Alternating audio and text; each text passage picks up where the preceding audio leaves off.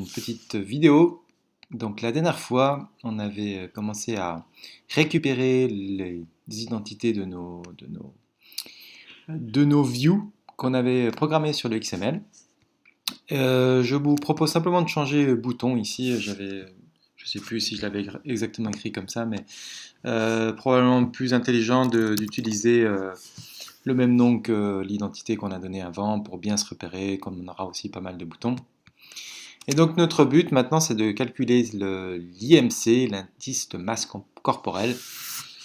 Et pour ça, il faut donc faire une action quand on clique sur un bouton. Et donc pour ça, il y a une méthode qui s'appelle setOnClickListener. Donc ça porte bien son nom, hein, parce que vous avez donc onClick, ça veut dire quand vous cliquez, hein, listener, ça veut dire qu'il écoute, et puis set, il fait une action. Donc il écoute, dès qu'il y a un clic, il fait une action. Et donc, comme d'habitude, il vaut mieux laisser Android compléter les choses tout seul. Donc, vous pouvez cliquer sur Entrée ici. Et puis là, ça prend un paramètre. Et donc, pour ce paramètre, vous allez taper New View onClickListener. Vous allez le laisser compléter et il va implémenter une nouvelle méthode là-dedans. On viendra un petit peu aussi en détail, plus en détail peut-être dans le cours, les différentes manières d'exécuter, de faire une action quand vous cliquez sur un bouton. Ça, c'est une des manières. On reviendra peut-être sur les explications un peu théoriques. C'est pas ce qui nous intéresse ici dans cette vidéo. Donc, là-dedans, qu'est-ce que je veux faire? Je veux récupérer la valeur de taille. Donc, je vais créer une variable de type d'abord string que je vais appeler t.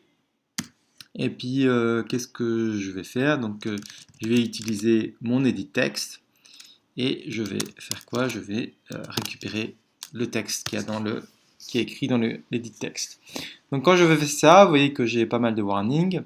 D'abord, il me dit que la variable taille on essaie d'accéder à la variable taille sur une classe interne ici. Donc, vous voyez qu'il y a le override ici. On a une sous-fonction là qui s'écrit. Donc, il faut que cette variable soit déclarée de type final. Alors c'est quoi final? C'est une variable qui ne pourra plus être modifiée par la suite. Donc ça peut poser des problèmes parfois, hein, quand vous voulez modifier une certaine valeur. Ici, ça ne va pas nous déranger pour cette méthode. Donc on va mettre toutes nos variables en final pour voir ce qui se passe.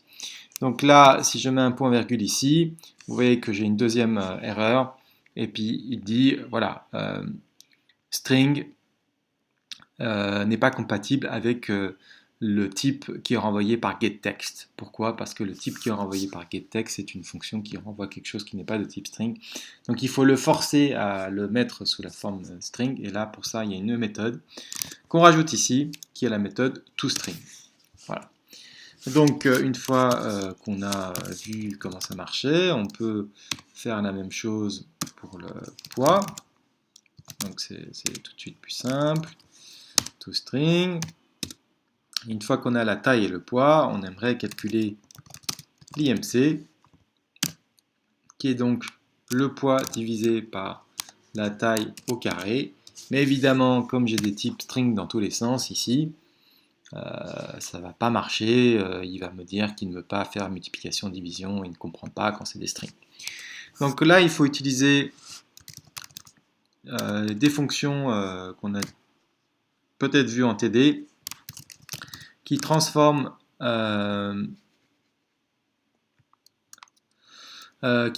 donc le string en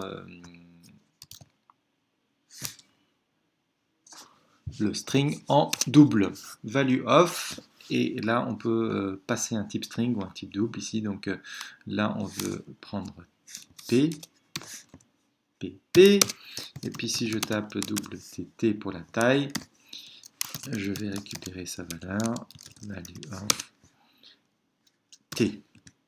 Voilà. Donc cette fois, maintenant, si je fais pp divisé par tt au carré, alors pas d'erreur. Sachez aussi qu'on peut utiliser une autre méthode. On peut utiliser une fonction qui vient de la librairie math. math.power, c'est juste pour vous montrer parce qu'il y a plein de fonctions qui se retrouvent là-dedans. Donc vous voyez W1, donc le premier c'est la variable, le deuxième c'est la puissance. Vous pouvez l'écrire comme ça. Donc je vais mettre ça en commentaire. Voilà, donc vous pourrez tester les deux si vous voulez tester. Et une fois qu'on a fait ça, on veut afficher cette méthode maintenant, donc afficher où dans résultat. Donc on va faire cette fois un set texte, logique. Et donc qu'est-ce qu'on va afficher? On va afficher une séquence de mots, votre IMC et 2, on va mettre un espace, et puis là on va mettre IMC. Hein, et là c'est fort parce que c'est un type double, ici c'est un string, mais il arrive quand même à concaténer en Java, il n'y a pas de souci. Donc il faut maintenant tester cette fonction. J'ai pas lancé mon Android virtuel, donc ça va prendre un certain temps. Donc je vous invite à le faire et puis je testerai dans la prochaine vidéo. Comme ça je peux arrêter celle-là. À bientôt!